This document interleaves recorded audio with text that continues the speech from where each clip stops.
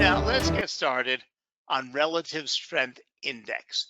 Because whether you're trading Forex, whether you're trading CFDs, whether you're trading cryptocurrencies, indicators, most indicators work for all assets. Now you have to understand how they work in the different asset classes, but like RSI is a standard indicator and it will work short-term trading, medium-term trading, whether you're looking at a 5-minute chart or a 1-hour chart. It will also help you whether you're trading stocks, indices, commodities. So RSI stands for Relative Strength Index. Now the relative, the Relative Strength Index is a momentum indicator developed by Wells Wilder.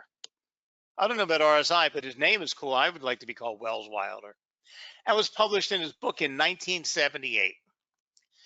So if you think about it, in 1978, first of all, there's no computers, or maybe there was a couple, but there was no online trading. And most trading that was going on was taking place with stocks. Commodities, like I said, that time I was sitting on the floor of CBOT. But like I said, we were using ticker tapes and hand charting.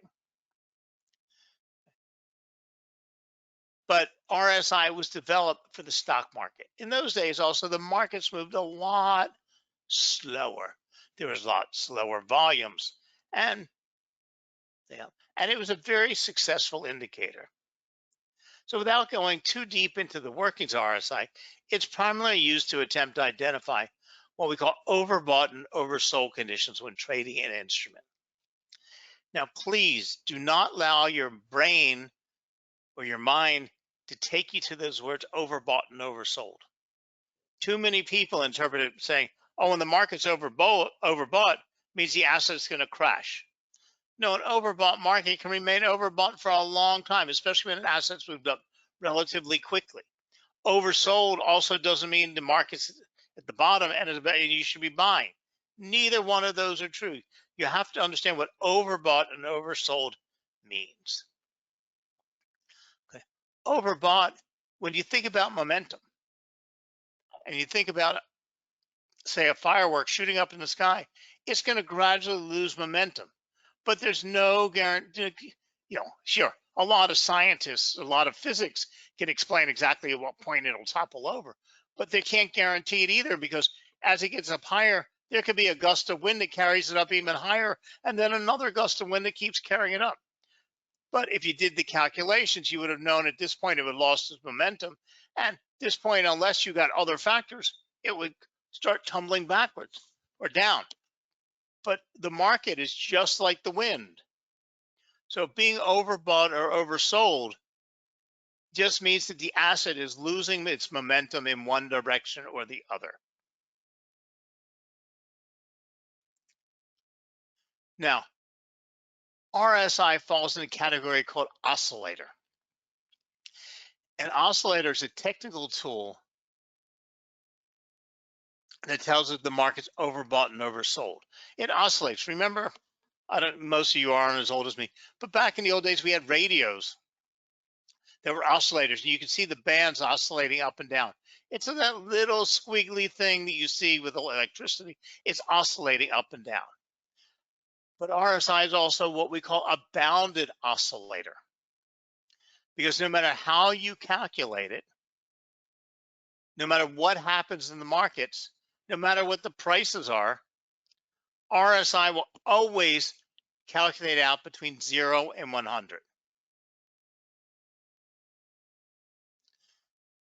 So we have boundaries of 0 and 100, because it's never going to calculate to -2 or to 114.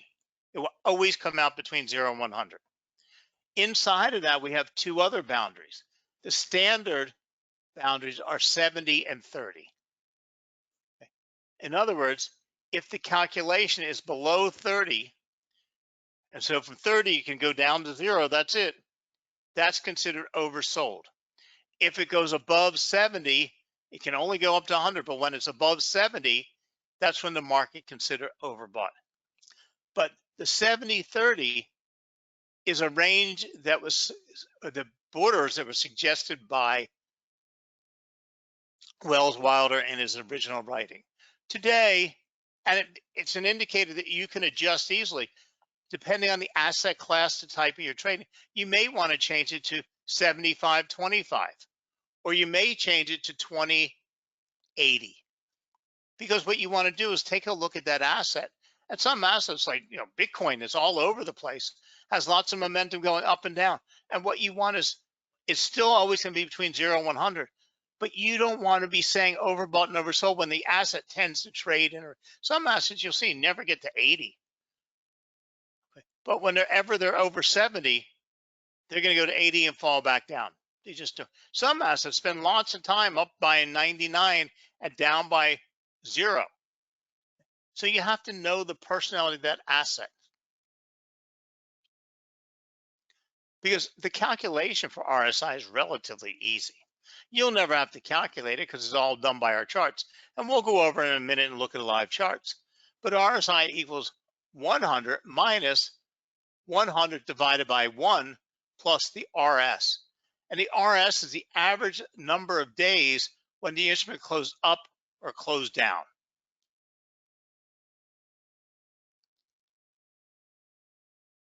So to simplify the calculations explanation, RSI has been broken down into a basic component. The RS is the average gains and the average losses. So this RSI calculation is based on a 14-period look-back period. If you're looking at a daily calendar, it's 14 days. If you're looking at a 1-hour calendar, it's 14 1-hours. So the very first calculation, the average gain and then the average loss are simple 14-day periods. So first what we do is we take, over the last 14 days, we look at any day that had a gain and we come up with that average. Then we look for any day or any period that had a loss and we come up by that average. So the second and subsequent calculations are based on the prior averages and the current loss or gain. So you take the prior value from the previous RSI and just add the gain or the loss from this period. But again, like I said, you'll never have to calculate. So now let's go show you some of this stuff on a live chart now that you got all these words, but you have no picture in your head. So hold on a second. Now, once again, I'm not making any recommendations. These charts have been selected only because what we can see about RSI. Now, RSI is placed on your chart below the asset.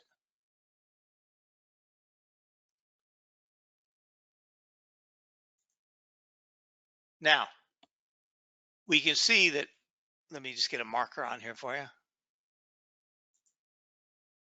Uh-oh.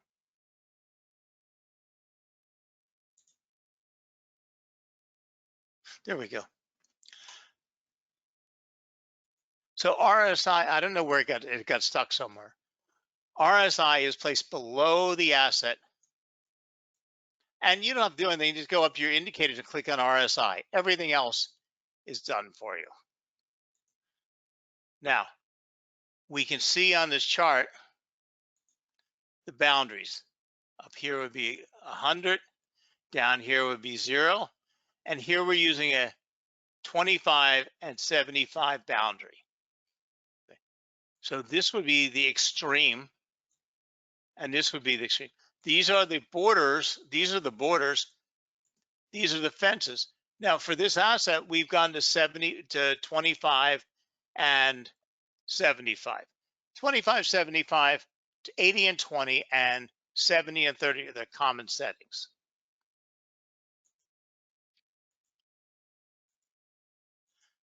So it's very easy. We can go up to our settings for our RSI, and we can color code it. We can do whatever we want, but our inputs are, the length is a 14-day length, and we use the close of the period for the 14th to do the calculations. And the look back period is 14. Again, you'll find all kinds of gurus out there and all kinds of market people telling you, oh, I've got this unique system. We use 6633 with a 14-day or 3-day look back. Well, that's somebody's own thingamajiggy. Now, if you want to follow them along, you better do an awful lot of testing to see if it ever holds and works more than a couple times on a screen. So what we have down here below is our RSI, the purple line, and each one of those is a calculation. Okay, so we're looking at a daily chart, and this is the, we can see right now that RSI is right here at 5138, which is the center. When prices are in the center of this, and the reason the background is colored in is when it's in the center of this border, it tells us nothing. We are constantly waiting for it to go above the overbought or the oversold or the upper and the lower line.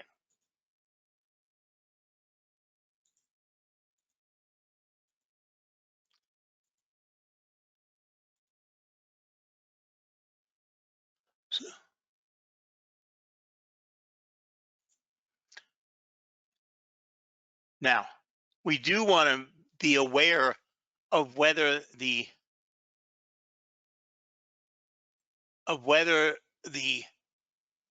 RSI line is going arching up or arching down, but it just gives us some market information. In this case, we've got other things. RSI does not work independently. RSI doesn't tell you, doesn't give you a signal to trade, doesn't tell you anything on its own. Okay, remember, an indicator only indicates. That's all that they do. People who trade by using 3 indicators to make up a trading system, they usually lose their shirts, because an indicator only helps you interpret what the charts are telling you, what the trend line is saying, what support and resistance, what price action is telling you. They don't tell you anything on your own. And lots of people come to my class and say to me, well, I use RSI and stochastics. There's even an indicator that's called RSI stochastics. Well, why would you use 2 indicators that tell you the same thing? How many times do you need to be told you're overbought or oversold? An indicator is there to help you make your final determination when you're looking at charts, price on charts, and other pieces of information on your charts. So here we can see a very unique feature. See how price is coming down and arching back up? Look what RSI is doing. Capping up, coming, easing back down. RSI kind of complements the price. Now we can see in any of these cases, we had some drastic price changes here, but RSI never went into overbought or oversold territory.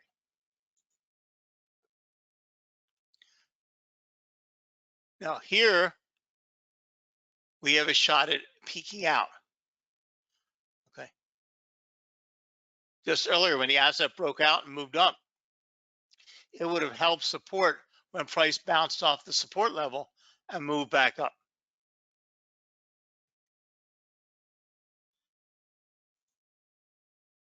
Again here, we can see complete changes in direction of RSI that coordinate with a reversal in price or a change in price. But RSI isn't telling us, giving us buy or sell signals.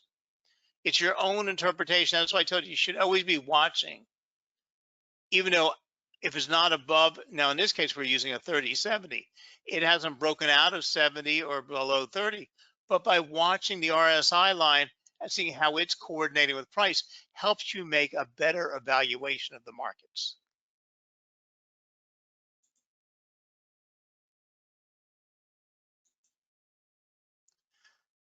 Now, while Wilder's formula, the standard formula for RSI, normalizes RS and turns into an oscillator that fluctuates between 0 and 100. The normalization step makes it easier to identify extremes because RSI is range bound. RSI is 0 when the average gain equals 0, assuming it's a 14-period RSI. So why does this calculation come out this way? If you were to take RS,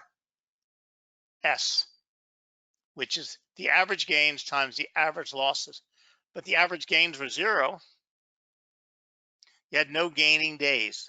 Every day was a loss. Whenever you multiply 0, no matter what the other side of the equation is, it's always 0.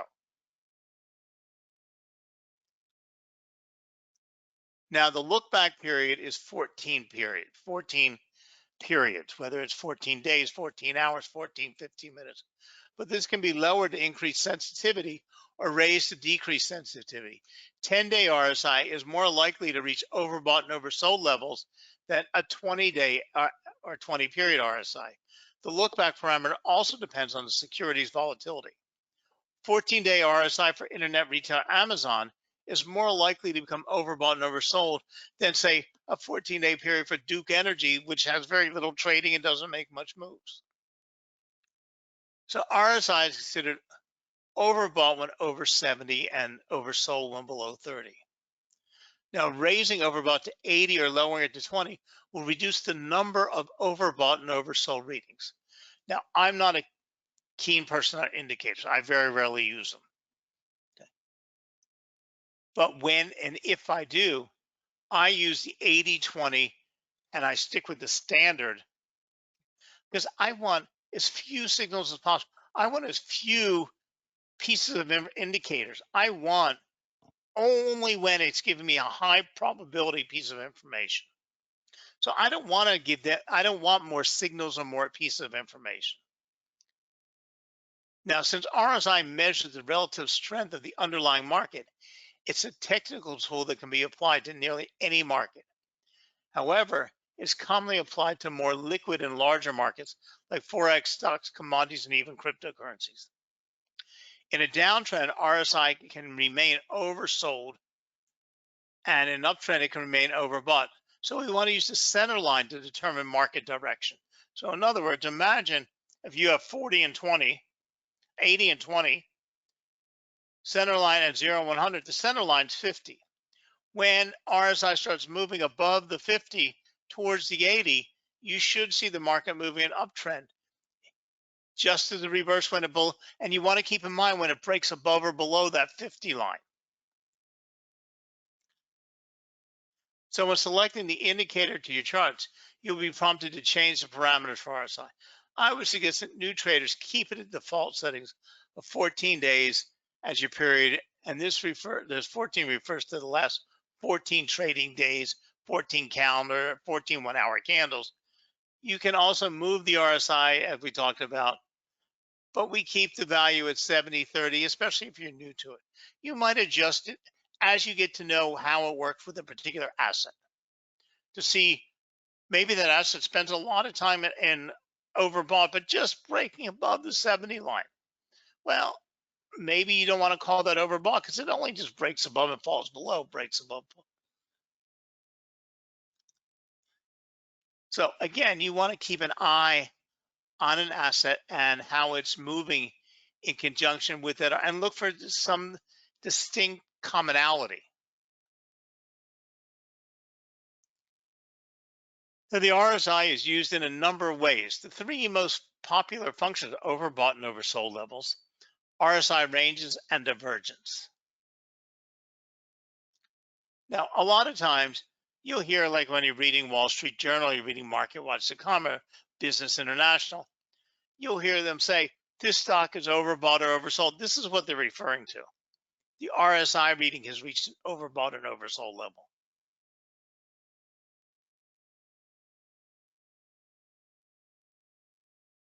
So unfortunately, it's not as easy as buying when the indicator moves below 30 or selling when it moves above 70.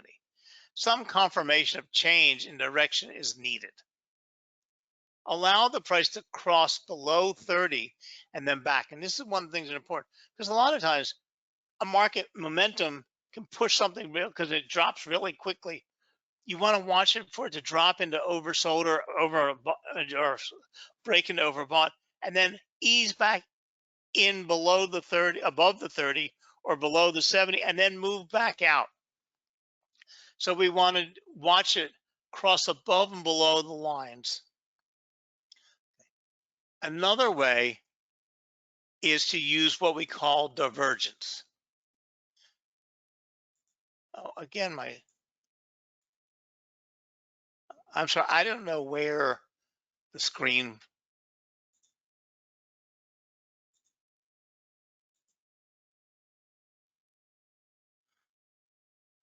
Okay, I don't know why my screen keeps freezing. So again, we talked about the RSI moving below the 70 or the 30 and then moving back in, okay, and then bouncing back out. We also have what we call divergence. Divergence is when the RSI line, let me put a highlighter on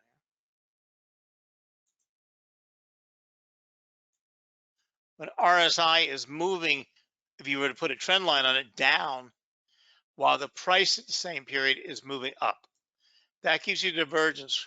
When the indicator is diverging from the direction, doing the opposite direction of the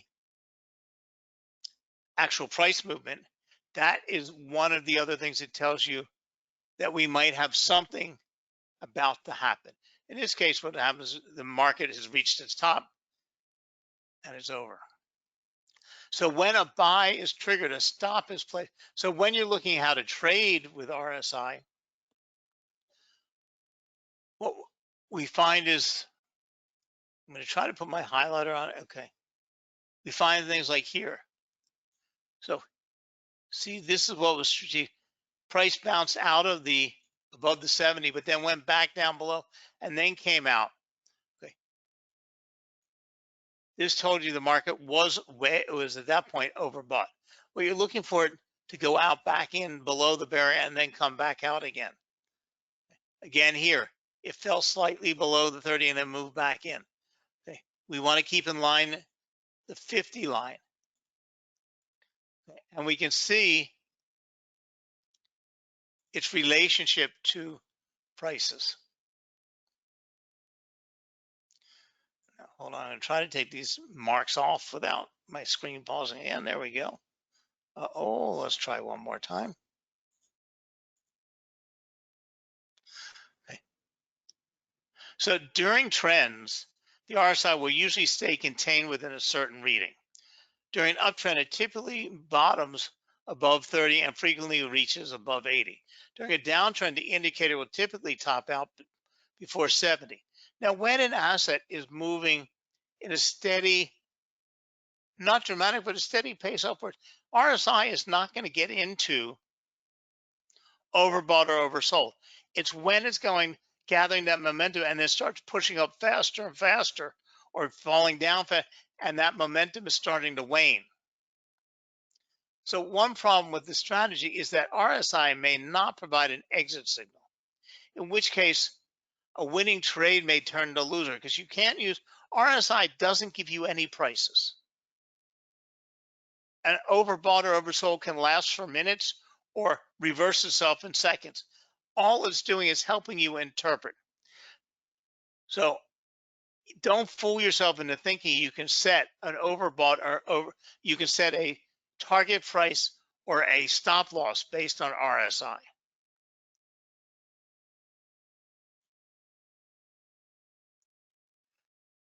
Now, I mentioned divergence. So here we see in this chart, bearish divergence. The price is still moving up while the trend line on the indicator is moving down.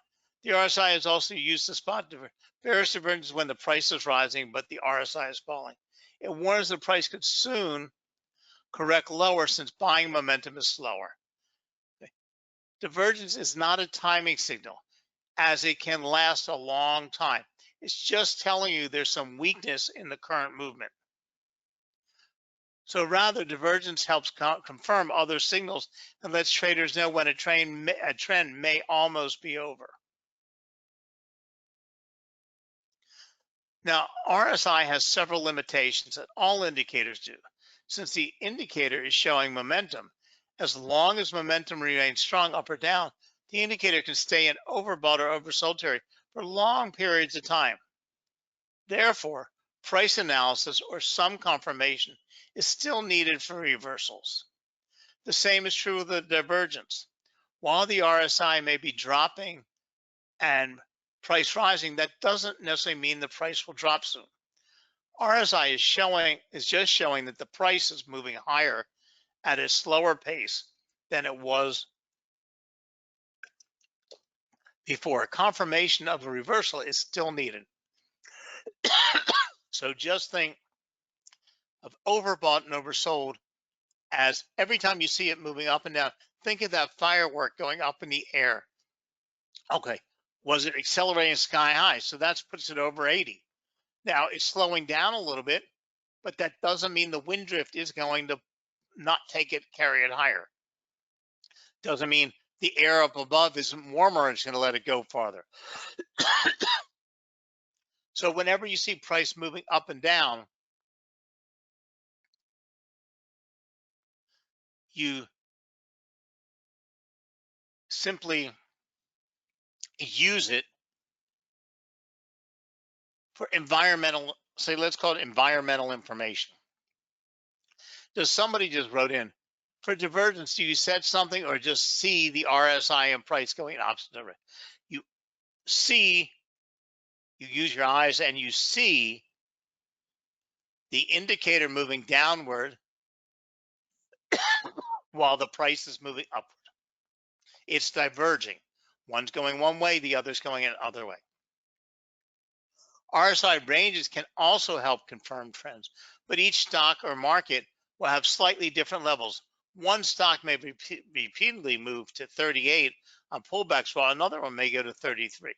Therefore, some adjustment is often needed for each stock or each asset, since it is not a one-size-fits-all approach. So the most basic RSI applications use it to identify areas that are potentially overbought and oversold. And the level of 50 represents a neutral market and corresponds with the center line of oscillators, just like MACD uses a center line. So in terms of market analysis and trading, RSI moving above the horizontal 30 reference is viewed as a bullish indicator, while RSI moving below the horizontal 70 reference is seen as a bearish indicator. Bearish and bullish, not buy and sell. As with other momentum oscillators, overbought and oversold readings for RSI work best when prices are moving within a sideways range rather than trending up or trending down. So I hope I gave you some information about RSI. RSI is one of those indicators that you have to become personal with. There isn't a set of rules you use. It's just a way to help you understand what price action is trying to tell you and to give you some type of confirmation of what you're looking at and understand the speed or the momentum of the current markets. Now, Wilder suggests that divergence between an asset's price movement and the RSI oscillator can signal a potential reversal. The reason is that in these circumstances, directional momentum does not confirm price.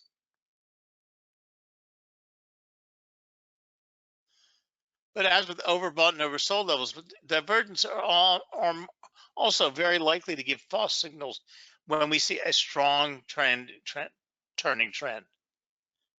So Wilder outlines another important indicator of a potential price reversal called failure swings.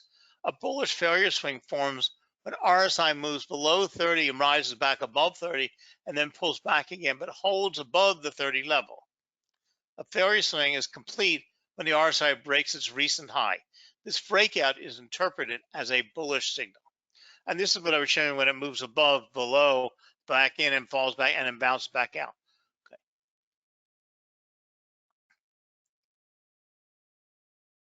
So here you see exactly, it pushes out, comes back in, then pushes out again, and then it fails and moves back to the center. Now, as mentioned, it's a reliable indicator in ranging markets.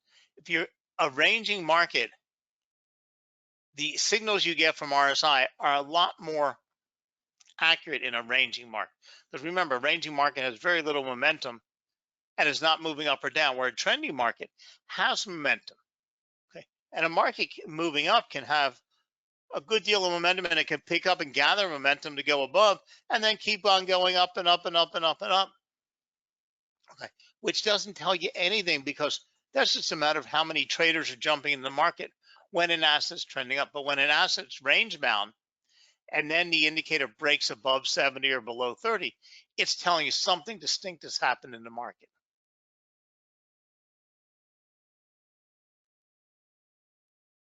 So when traders first learn about RSI and other oscillators, they tend to gravitate to overbought and oversold values. While these are intuitive points to enter in a market on retracements, this can be counterproductive in strong trending markets. RSI is considered a momentum oscillator, and this means extended trends can keep RSI overbought or oversold. So remember, RSI is telling you the momentum of the move of the market. It's not telling you any more than that. But we do want to keep in mind an eye on that center line, whether RSI is moving above the 50 or below the 50. It helps telling you about a shift in the markets.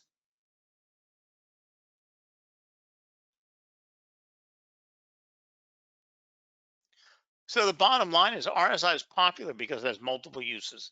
It is used to find entry and exit signals based on overbought and oversold readings and trending ranges. It can help spot or confirm reversals via divergence. Like any technical analysis tool, though, the RSI is prone to providing false signals. Price analysis is still needed to determine if a trend is present, and then important RSI levels identified for that particular security. So remember, if you have any questions, type them into the box and somebody from our financial analyst team will be glad to send you back a detailed answer. And thank you once again for supporting Alvexo, and have a great trading week. Bye now.